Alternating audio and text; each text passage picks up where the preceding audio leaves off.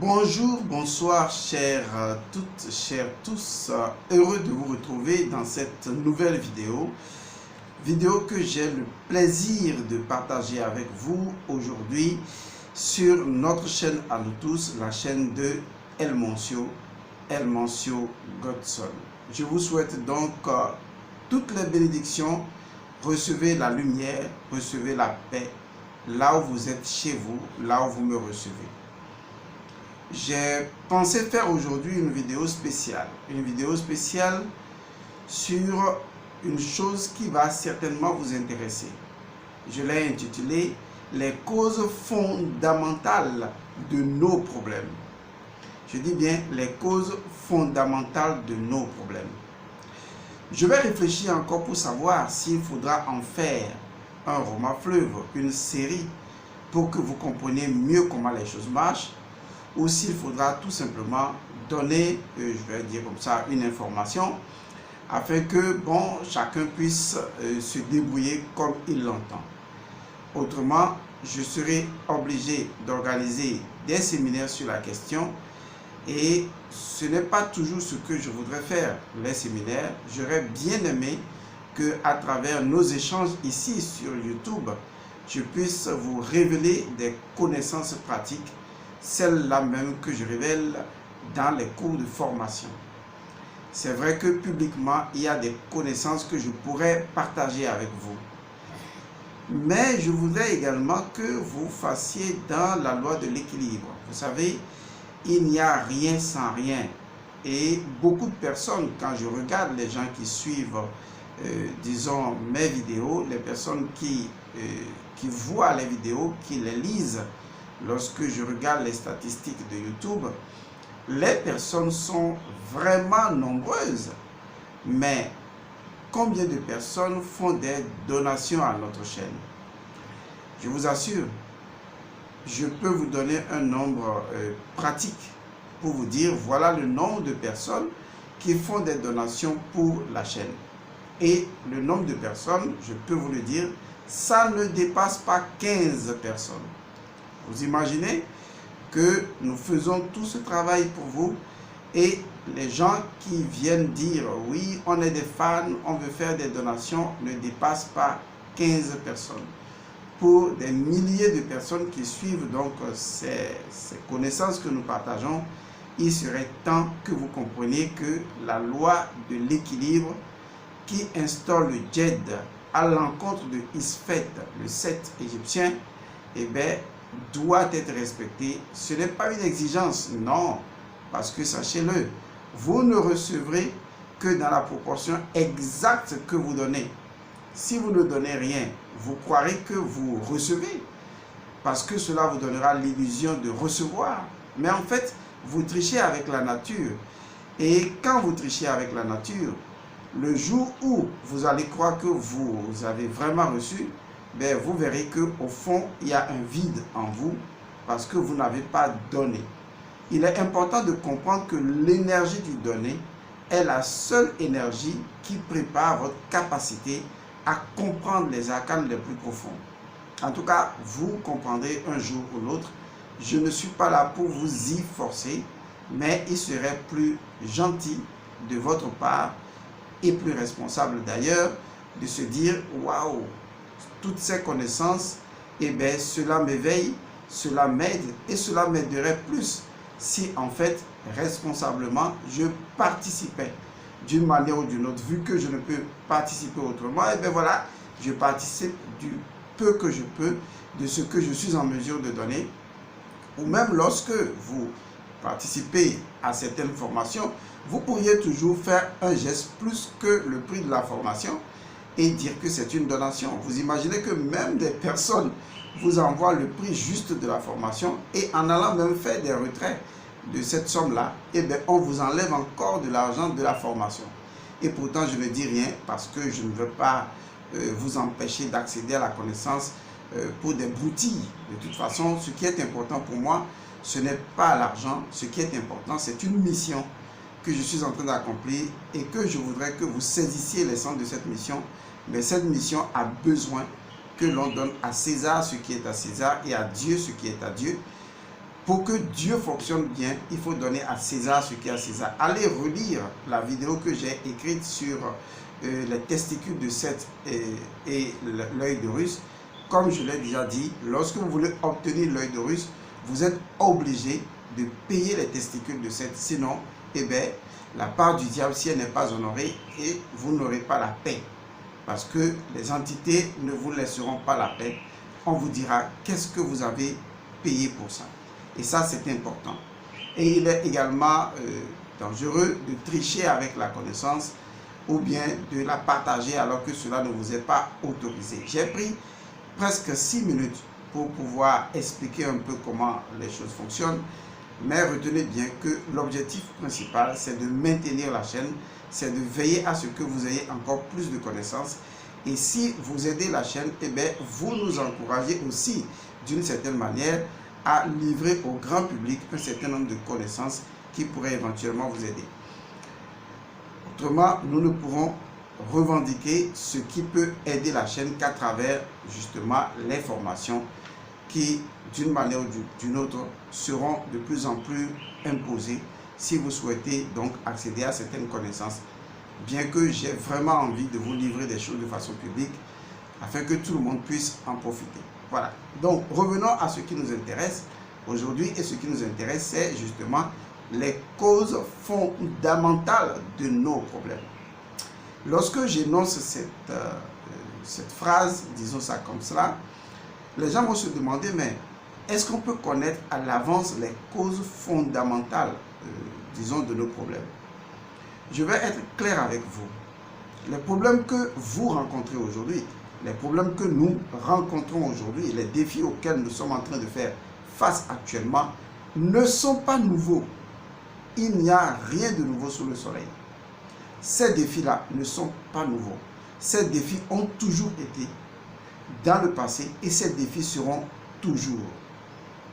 Et donc, il existe ce que je pourrais appeler des principes universels naturels que l'être humain doit instaurer dans sa vie à la base, ou des principes qui doivent vivre à l'intérieur de lui dès sa naissance pour y apporter une certaine cohésion intérieure, un certain équilibre intérieur.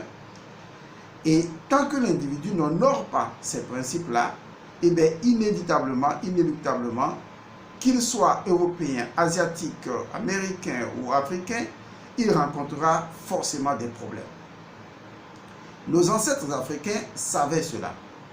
C'est d'ailleurs pourquoi ils avaient instauré un certain nombre de rituels pour permettre d'équilibrer les énergies. Parce que ce qui était important pour eux, c'était une simple loi. Et la loi est claire. Toutes les forces doivent être constamment équilibrées. C'est ça l'importance de la magie Eka. Parce qu'il est important de veiller à ce que les forces sétiennes ou les forces isfètes ne prévalent pas sur la cité. Et donc, on cherchait constamment à utiliser la puissance de l'œil d'Horus et d'autres formes de magie pour maintenir l'équilibre dans la société. Parce que vous savez, une société est faite d'un mélange de pratiques, de comportements, d'échanges fluidiques et même d'échanges de verbes, ou à la limite même un certain nombre d'attitudes qui se déroulent au quotidien, mais dont on n'a pas forcément la maîtrise. Et les ancêtres africains, ayant étudié, ayant vécu le phénomène, ayant subi un certain nombre d'incidents, ayant été confrontés à des problèmes au quotidien, ils en ont tiré que, attention, lorsqu'il y a ceci, il faut faire cela. Lorsqu'il y a ceci, il faut faire cela. En fait, ils n'ont pas inventé les choses, comme on pourrait le dire, invention imaginaire. Ils ont créé, ils ont vraiment découvert le fonctionnement de la nature, parce qu'ils sont devenus des techniciens de la nature, des métaphysiciens de la nature, et ils ont compris que certains principes, on doit forcément les respecter. Si on ne les respecte pas, eh bien, votre vie va en pâtir. Il y aura dans votre vie maladie, il y aura dans votre vie désordre, il y aura dans votre vie déséquilibre, il y aura dans votre vie trouble. Vous voyez, il y aura dans votre vie malfaisance, il y aura un certain nombre de forces contradictoires, des choses qui relèvent donc de ce qui est purement déstabilisateur dans votre vie. Et vous allez toutes les fois vous poser la question de savoir, mais pourquoi cela m'arrive? Pourquoi cela m'arrive? Pourquoi pas à l'autre? Et c'est ce qui se passe aujourd'hui. Et si je fais cette émission-là, c'est surtout pour les personnes de la diaspora. Parce que lorsque je regarde les personnes de la diaspora, j'ai comme l'impression que beaucoup de personnes parmi les gens de la diaspora ont beaucoup de problèmes. Mais personne ne leur dit en réalité quelles sont les causes fondamentales de leurs problèmes. Et c'est ce que j'ai fait. J'ai voulu faire une liste, d'accord? J'ai fait une liste des causes fondamentales. Je disais tantôt que je pourrais les aborder séparément, d'accord, pour montrer de façon technico-technicienne la façon dont cela agit spirituellement sur l'individu, comment cela cause des désagréments au sein de l'individu et comment cela crée des problèmes aussi bien pour lui-même, pour sa progéniture ou même pour sa vie professionnelle et toutes les autres formes de corrélation avec son existence. Vous voyez, c'est important de comprendre les choses. Parce que si on ne comprend pas les choses, on pourrait vraiment s'embêter, s'emmerder, à la limite se suicider, parce qu'on ne comprend que dalle. Alors qu'aujourd'hui, en ayant accès à la connaissance, en ouvrant les yeux, en s'éveillant à un certain nombre de choses, on peut se prémunir. Et nos ancêtres avaient préparé cela. C'est pourquoi ils avaient fait ce qu'on appelle un rituel ou une cérémonie pour un certain nombre d'événements dont il faut forcément tenir compte. Une cérémonie ou un rituel de façon générale se définit comme un protocole d'accord entre le monde invisible et le monde visible, entre le monde spirituel et le monde matériel. Un protocole d'accord. Un protocole d'accord pour dire simplement au monde spirituel, nous reconnaissons que tu nous demandes ceci. Nous faisons ceci pour que tu sois stable à notre endroit et c'est ce qui maintient l'équilibre. Donc, la priorité d'un rituel, la priorité d'une cérémonie, c'est d'apporter l'équilibre dans votre vie. Et donc, si vous ne faites pas des rituels, si vous ne faites pas des cérémonies, à moins que, parce que vous pouvez vous en passer, à moins que vous ayez un statut spirituel élevé, une stature spirituelle très grande, si ce n'est pas le cas, vous êtes obligé de faire des rituels. Mais quand vous avez atteint la maîtrise par votre propre conscience d'un certain nombre de courants d'énergie à l'intérieur de vous-même, et que vous pouvez, à l'intérieur de vous-même, en agissant sur vous-même, avec la loi intérieure de la conscience, moduler des états modifiés de conscience pour changer votre vie, vous n'avez pas besoin de rituel. Comme j'ai coutume de le dire, tout le monde ne s'arrête pas au feu rouge. C'est comme ça. Il y a des gens qui passent le feu rouge parce que ce sont des individus qui ont un grade +1 et qui ont autorité en des situations particulières de passer le feu rouge. Mais tout le monde ne le passe pas. Si vous voulez obtenir ce grade-là, eh bien, vous devez le mériter. Et ce grade-là, c'est l'autorité spirituelle qui vous donne le pouvoir de ne, je ne veux pas dire de ne pas respecter, non. Parce que vous avez déjà créé une énergie qui ne pourra pas être déstabilisée, une énergie supérieure qui ne pourra pas être déstabilisée, et donc vous pouvez vous permettre de ne même pas faire des rituels. Car les lois supérieures gouvernent les lois inférieures. Mais tant que vous êtes dans les lois inférieures et que vous n'avez pas conscience des lois supérieures et que vous ne les maîtrisez pas pour changer la donne dans les lois inférieures, eh bien, si vous ne pouvez pas le faire, vous êtes obligé de faire des rituels pour stabiliser votre vie. La seule chose que le rituel apporte, c'est la stabilité. C'est de vous apporter une stabilité spirituelle. Or, vous faites des choses au quotidien qui, en fait, créent des congestions énergétiques, créent à la limite des blocages énergétiques, créent des confusions énergétiques. Et à un moment donné, du jour au lendemain, votre vie devient un grand n'importe quoi. La raison pour laquelle il est important de comprendre les causes fondamentales de nos problèmes, c'est que nos ancêtres avaient rencontré les mêmes problèmes. Et ils s'étaient posé la question de savoir comment les résoudre. Et pour cela, ils ont instauré un certain nombre de rites, un certain nombre de cérémonies ou un certain nombre de rituels pour pallier à Isfet. Car Isfet, dans son ensemble, représente 7, le déséquilibre, les blocages, les confusions, tout ce qui est lié à la contrariété, tout ce qui est lié à la négativité, qui n'est pas fatale, eh bien, l'homme peut corriger cela à travers une forme de magie qu'on appelle la Eka. Et cette magie Eka rassemble un ensemble de rites, rituels et cérémonies pour pouvoir maintenir la stabilité. Donc les luttes entre Seth et Horus, ce sont des luttes permanentes parce que Horus apporte le Djed, l'équilibre, la stabilité, l'Ouas qui maîtrise les forces, alors que Seth apporte constamment, n'est-ce pas, Isfet, le déséquilibre, le désordre. Et donc c'est tout ce qui a cours dans votre vie. Maintenant, si vous-même vous construisez le désordre, il est tout à fait normal que le désordre, à un moment donné, va créer des circonstances énergétiques vibratoires qui vont vous pourrir la vie. Donc, quels que soient les problèmes que vous avez aujourd'hui, parce que beaucoup de personnes, depuis ces quelques semaines, ne cessent de venir à moi pour poser des problèmes, etc. etc. C'est d'ailleurs pourquoi je fais cette vidéo-là, pour que les personnes comprennent les causes fondamentales des problèmes, afin que les personnes arrêtent la saignée.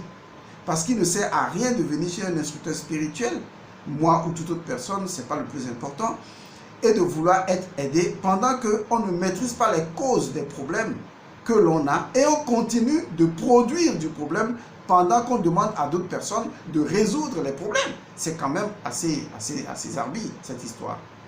Hein, c'est assez chelou ça. Donc il faut à un moment donné prendre conscience des choses qui tourbillonnent autour de nous et de comment les choses doivent être d'une certaine manière orientées, ordonnées et puis stabilisées pour que la vie elle-même, votre vie, se passe de façon, vous voyez, comme c'est sorti quoi, rapide, fluide, sans anicrosse, jobé. Voilà, c'est-à-dire, on n'arrête pas. Parce que lorsqu'il n'y a pas de jobé, c'est qu'il y a des congestions, il y a des confusions, il y a des blocages. Jobé, c'est tout simplement le fluide qui se libère sans aucune contrainte, sans aucun blocage. C'est l'évolution dans la perfection.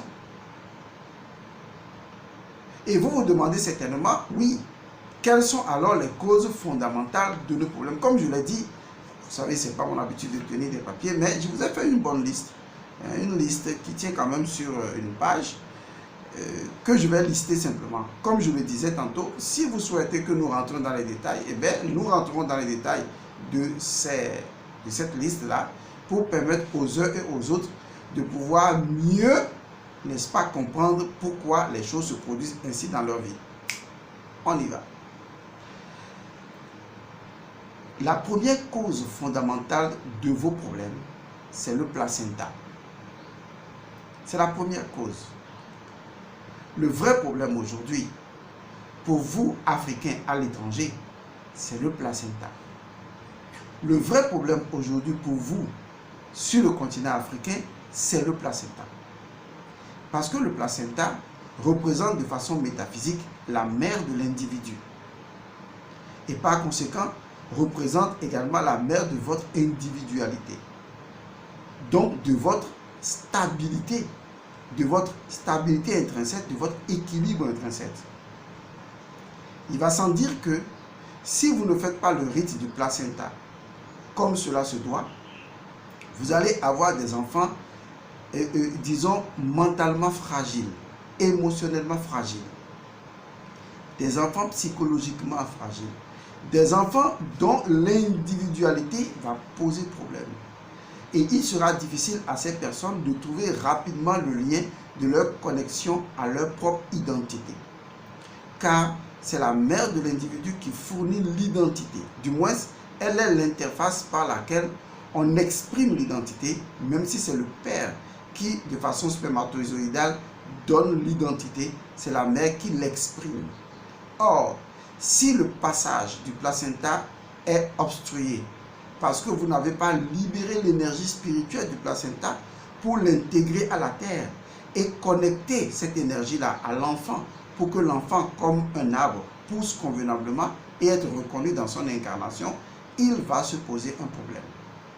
Donc la cause première, fondamentale, des problèmes que vous avez, des situations que vous, les Africains, vous avez, parce que je m'adresse aux Africains en particulier, que vous avez, ça vient du placenta.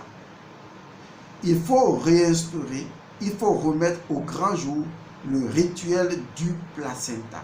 C'est fondamental. J'ai déjà fait plusieurs émissions sur le placenta. Vous n'avez qu'à regarder ces émissions et je crois que cela vous aidera énormément. Mais comme je l'ai dit, il faut réinstaurer cela. Normalement, les personnes qui sont dans la diaspora, qui sont à l'étranger, ces personnes-là devaient se réunir ensemble pour créer une forme d'école. Une école qui permette aux Africains de n'enseigner là que l'éducation, pas l'enseignement, l'éducation. L'éducation, moi je l'entends comme le chemin de l'éveil. Le chemin de l'éveil n'est possible que lorsque l'individu maîtrise la symbolique de la nature, la dimension symbolique de la nature.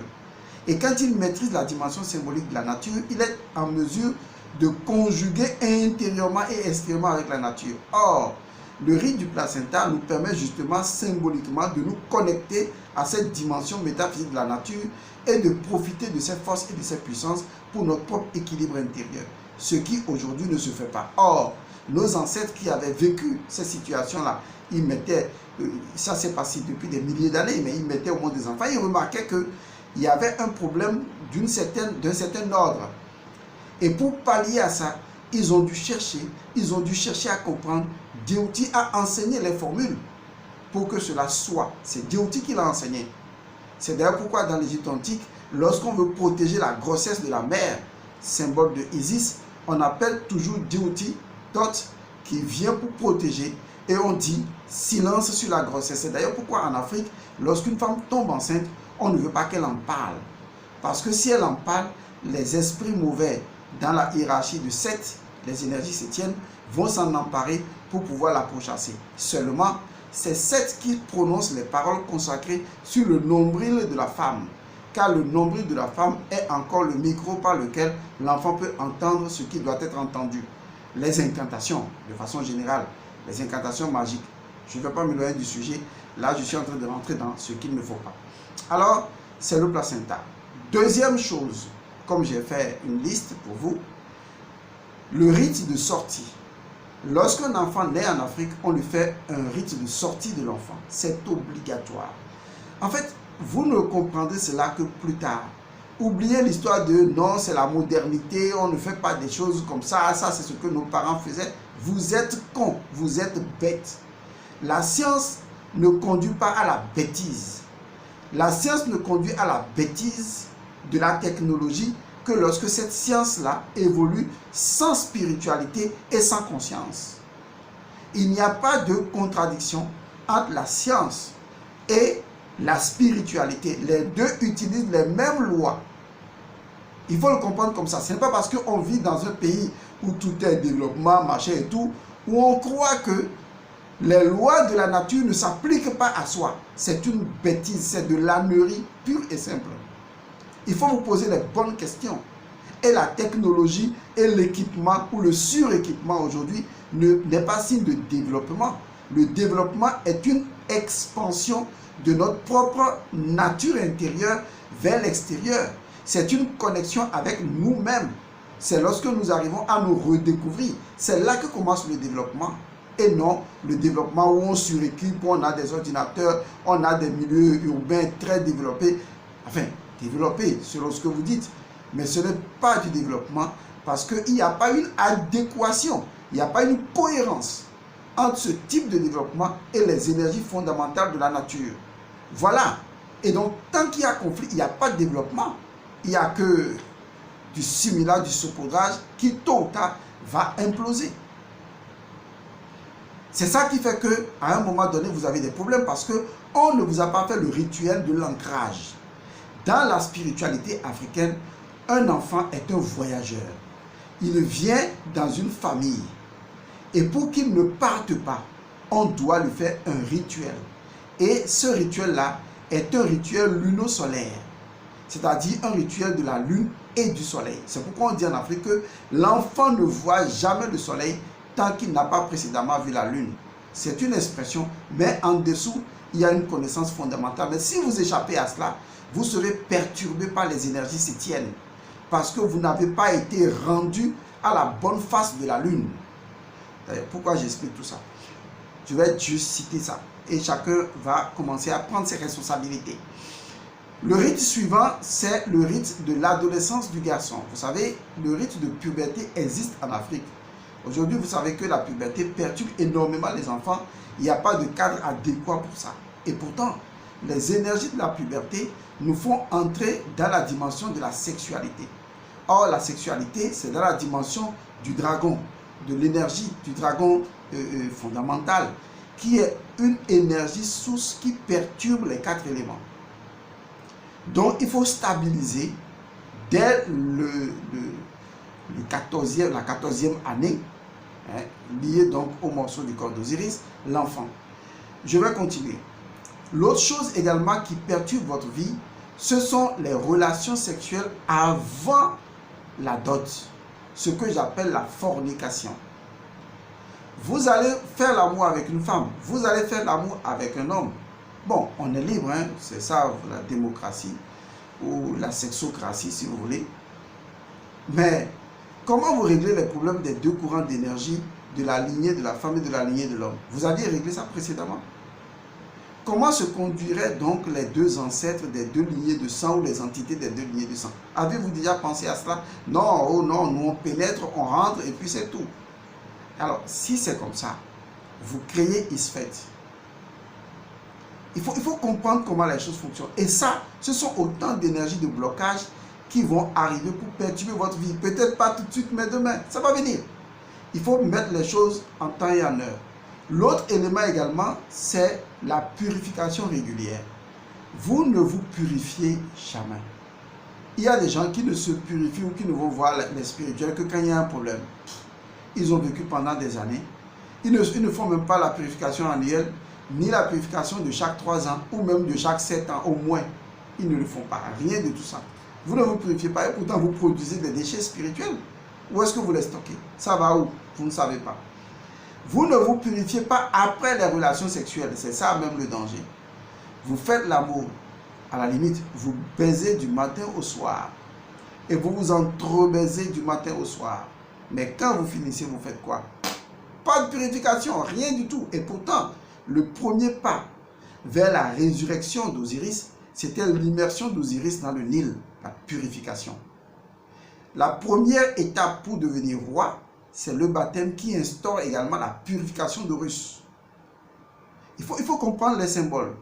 Et vous ne vous purifiez pas après une relation sexuelle, le sexe qui appartient à Seth, qui est en relation avec l'œil d'Horus.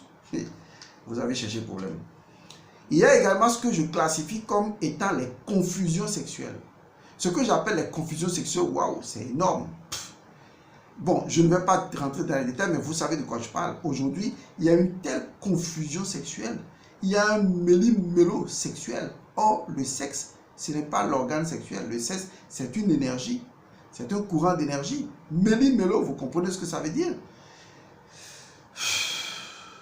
X baise avec Y, Z baise avec X, Y croise avec... Waouh! On ne sait même plus à quoi représente le vagin ni le pénis. Et vous pensez que le mot 7 n'est pas synonyme direct de confusion. Et quand tu mets en confusion les énergies sexuelles, eh bien, tu mets en confusion beaucoup de choses. Avortement. L'avortement crée également des énergies, des agrégats, des énergies de déstabilisation.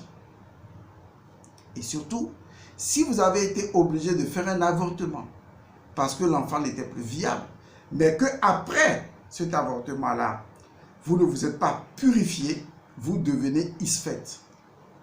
Et ça, c'est également un élément important.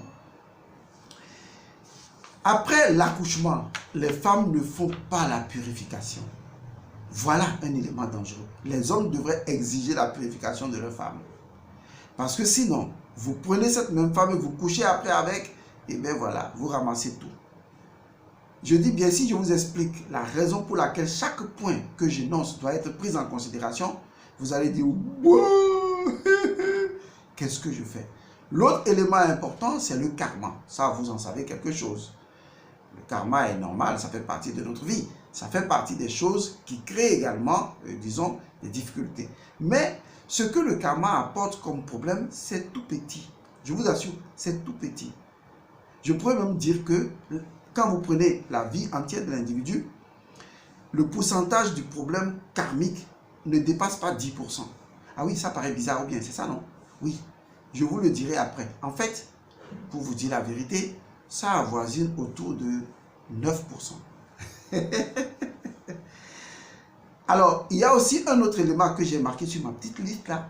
C'est le fait que vous ne connaissez pas le code d'incarnation de votre âme. C'est-à-dire le code sous lequel votre âme est née. L'équation de votre vie. Pourquoi vous existez. Parce que si vous ne le savez pas, vous êtes comme un appareil qui n'a pas de notice. Eh bien, quand un appareil n'a pas de notice, qu'est-ce qu'on fait? Eh bien, on appuie sur les touches au hasard pour voir ce qui marche ou ce qui ne marche pas. C'est ainsi votre vie fonctionne par défaut. Non, par désastre. C'est ça, pas par défaut, par désastre. Ça veut dire en clair que si vous ne savez pas le code pour lequel votre âme a choisi de s'incarner, vous allez choisir des métiers, vous allez choisir un homme, une femme ou des situations qui sont en totale contradiction avec votre code d'incarnation et c'est votre propre âme qui va vous bloquer. Ça vous paraît bizarre, n'est-ce pas? Oui, votre âme peut vous dire non. Votre âme peut vous bloquer et constituer pour vous un élément de blocage. D'où communiquer avec son âme. L'absence de spiritualité. Les gens ne pratiquent plus la spiritualité parce que pour eux, ils veulent régler le problème, mais ils ne veulent pas s'élever. Ils ne veulent pas faire de la transcendance. Ils ne veulent pas élever leur esprit. C'est grave. Il y a aussi un autre élément, c'est la sorcellerie familiale. Il y a toujours dans une famille 7. Il y a toujours dans une famille ce que j'appelle l'énergie sorcière obscure. Ça fait partie de votre famille, de la famille de toute personne. Maintenant, reste à savoir qui en est le porteur. Nous avons en nous cette énergie de sorcellerie noire. Vous avez l'obligation de faire un cheminement spirituel pour maîtriser votre part de sorcellerie noire qui est en vous. Dans votre famille, il y a des complots, n'est-ce pas? Dans votre famille, il y a des confusions, n'est-ce pas? Dans votre famille, il y a des mésententes. Dans votre famille, il y a des groupuscules contre d'autres groupuscules. Tout ça là, ce sont des indications qui montrent des énergies sétiennes, qui montrent tout simplement la présence de magie obscure. Ça existe dans toutes les familles, ne vous en faites pas, même dans la mienne. Bon, moi, j'ai déjà maîtrisé ça. D'accord? Donc, absence de purification à la fin de chaque année, vous ne faites rien. Et le pire, vous ne faites pas de la purification le jour de votre anniversaire. Le jour de votre anniversaire, vous faites quoi? Oui, bon, on va manger, on invite les amis, point barre, c'est tout. Et bien voilà. Et enfin, le plus important pour moi, il n'y a pas de rite de gratitude. La nature dispose d'une conscience. Et cette conscience-là veut à un moment donné qu'on lui soit reconnaissant. Le rite de gratitude envers la nature. Nos ancêtres le faisaient. Pour qu'il y ait équilibre, il faut faire un rituel de gratitude envers la nature. Bon, si vous avez suivi tous ces points-là, tant mieux. J'espère que vous allez les avoir en mémoire pour certainement une autre prochaine fois quand nous allons les aborder. Portez-vous bien et ciao.